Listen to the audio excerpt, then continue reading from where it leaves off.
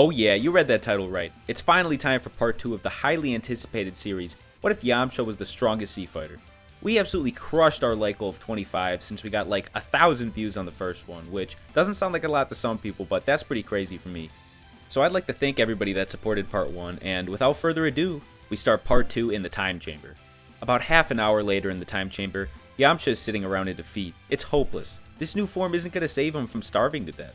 But out of nowhere, someone appears at the entrance. Yamcha is stunned. How is this possible? The tall godly figure steps forward. This is Whis, the angel of Universe 7. He was deathly bored since Beerus was taking his 3-decade-long nap and slightly sensed Yamcha's power when he evolved. He decided to take a good look at this power himself to check out if the power was from a Saiyan. Before Beerus' nap, the Oracle Fish stated that a Super Saiyan God would soon be a formidable rival. But he was surprised that Yamcha was in fact not a Saiyan. As he's watching Yamcha die slowly, he decides to make this little guy his official plaything. He instantly restores Yamcha and says, "I altered you a bit so that you won't get hungry. It does quite get in the way of your training." This new mysterious man doesn't tell Yamcha much, but he does wish to see that new transformation that got his attention. Yamcha powers up once again, emanating a powerful green aura. Whis says he's unimpressed, but it's clear that Yamcha isn't using his power at its fullest potential. This form is unstable, so it would be a risk to the galaxy to let you out now, so we're going to train you up a bit, don't you worry. A wash of relief hit Yamcha. He's not going to die in here. He's finally going to get out of this horrible place. For the next year or so, Whis comes back into the rift in space, occasionally leaving to check out the food situation on Earth. Yamcha finally gets a hold of this new form, as well as learning new fighting techniques from Whis. After this time, Whis finally determines that Yamcha is strong enough to leave this chamber, so he wishes him farewell and begins to depart before he hears Yamcha say, "Wait, what about me?" Whis smiles and says that you could have left a year ago if you wanted to. Use your power to escape. This is your final piece of training. And with this, he vanishes. Yamcha, still very surprised by this, decides to give it a go. He tries to charge his power to the max and screams as hard as he could, and to his surprise, a rift starts to form, but it's not large enough to exit. He decides to stack Kaioken times 2 on top of this new form. This is enough to open the rift for him to leave. Finally, after all these years, Yamcha is able to return home. It's been about 5 years since he went in, or about 5 days in the outside world. By now, Cell, the new deadliest villain of the planet, has already absorbed androids 17 and 18, and is currently at the Cell Games arena battling Gohan. He senses everyone in this one area. Goku, Vegeta, Trunks, Piccolo, they're all much stronger than Yamcha remembers, so they probably also use the time chamber. But they didn't destroy the door, fortunately. But there is 2 absolutely insane powers in this area. One seems familiar, and one seems like a weird, odd amalgamation of everyone's energy. This is Gohan and of course, Cell. As he's flying over, Yamcha surprisingly senses that Goku's ki just completely vanished. He gets nervous and speeds up a little bit. And at the Cell Games, you might have guessed it, this is right at the part where Cell blows himself up at King Kai's place, killing Goku. But a clump of Cell's DNA survived. Here, he's able to regrow using the Zenkai boost from the Saiyan genetics in order to achieve his new form of power. This is perfect Cell. Gohan, Vegeta, Trunks, Piccolo, and the others all sit at the tournament arena horrified. The battle with Cell is over, but at what cost? Goku is dead. They do take into account that he could be revived by the Dragon Balls, but still, this is pretty traumatic for everyone. Suddenly, a power spike comes from above. A figure crashed down into the arena. Everyone is horrified. The dust settles, and the new perfect Cell appears, laughing maniacally. "It's over for you Saiyans. I've reached a new pinnacle of perfect." Everyone loses hope. The one fighter who could do something about this, Gohan, is out of commission and can't continue to fight. This is due to taking things less seriously than the original canon story.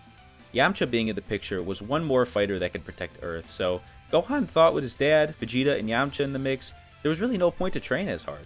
So yes, he does achieve the Super Saiyan 2 form, but it's weaker than canon, which leaves Gohan with no stamina or ki after he pushed Cell to his self-explosion form.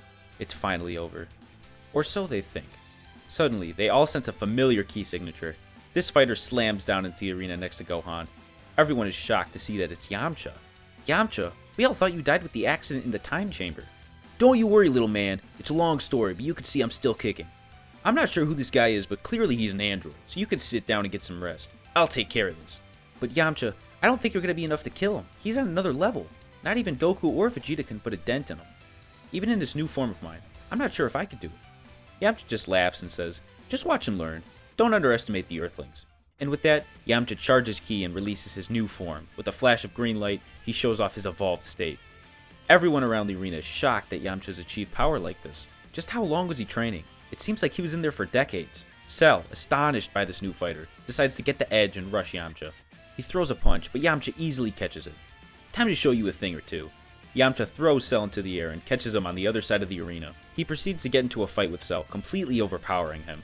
He doesn't even need Kaioken to win this fight. "I'll show you the gap in our power, Bugman." Yamcha shows off the new move that got him stuck in the time chamber in the first place, the Hell Spirit Grenade Ball. He knocks Cell to the ground and throws hundreds of Spirit Balls around him. This is the end. He sends all the Spirit Balls at Cell at the same time, vaporizing every cell in his body with a giant green explosion.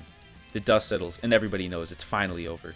Everyone stands up to celebrate this monumental win, although they are actually a little bit scared of Yamcha. How did a simple Earthling achieve this level of power?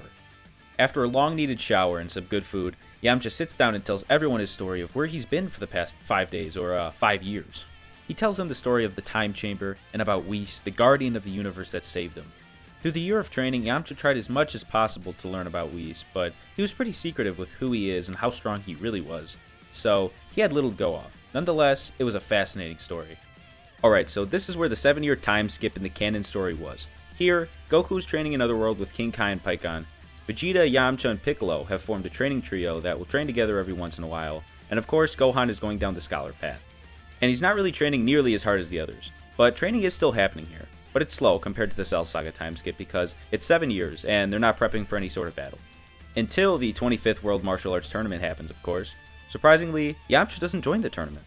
This is due to Goku having a day pass to come down to Earth, and Yamcha kinda wants Goku and Vegeta to have their fun reunion in the tournament. There is a second reason, which is a bit cocky of Yamcha, but he doesn't believe a fight with Goku or Vegeta would be worth it.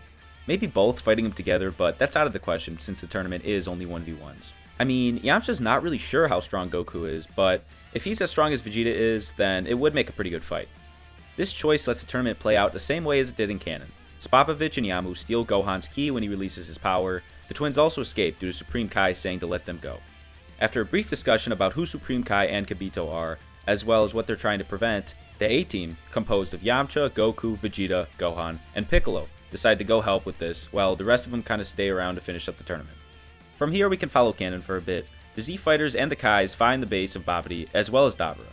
He spits and fossilizes Piccolo, then escapes to Babidi's underground ship. The Z-Fighters begin their descent. I also forgot to mention that Dabura kills Kibito here, but it's not really relevant to the story. Goku easily defeats Yakon, and Vegeta defeats Pui Pui. This is where our protagonists finally meet Dabura.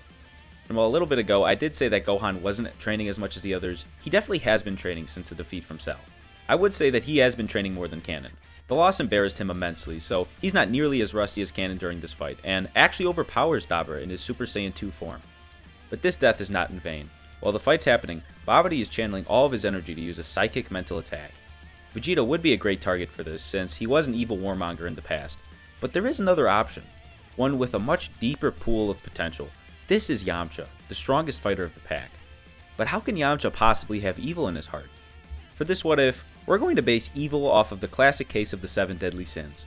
Vegeta might have been scouted for his immense wrath or maybe his pride, but for Yamcha, it's his envy. This power was accessed almost entirely through envy. You could say that this form Yamcha uses is evil in a way. He almost hated Goku and Vegeta for always being stronger than him. Hell, he even got his girl stolen by these monkeys.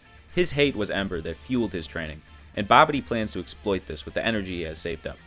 Gohan finally knocks Dabura into a cliff and charges up a Kamehameha, blasting and ending the life of the Demon King. But shortly after, a scream comes from the Z-Fighters. Gohan turns around to see Yamcha writhing in pain, screaming. He then explodes with power and randomly goes into his evolved form, almost like he was forced to do so. Then, the light fades, and all the Z-Fighters notice that Yamcha now has the same symbol on his forehead that Dabura had. I think this is a perfect spot to end this part 2, so if you made it to the end, please leave a like on this video. The like goal for part 3 is going to be 30 likes. Also make sure to subscribe and hit that bell notification so you know when part 3 comes out. Alrighty, well, I'll see y'all in the next one.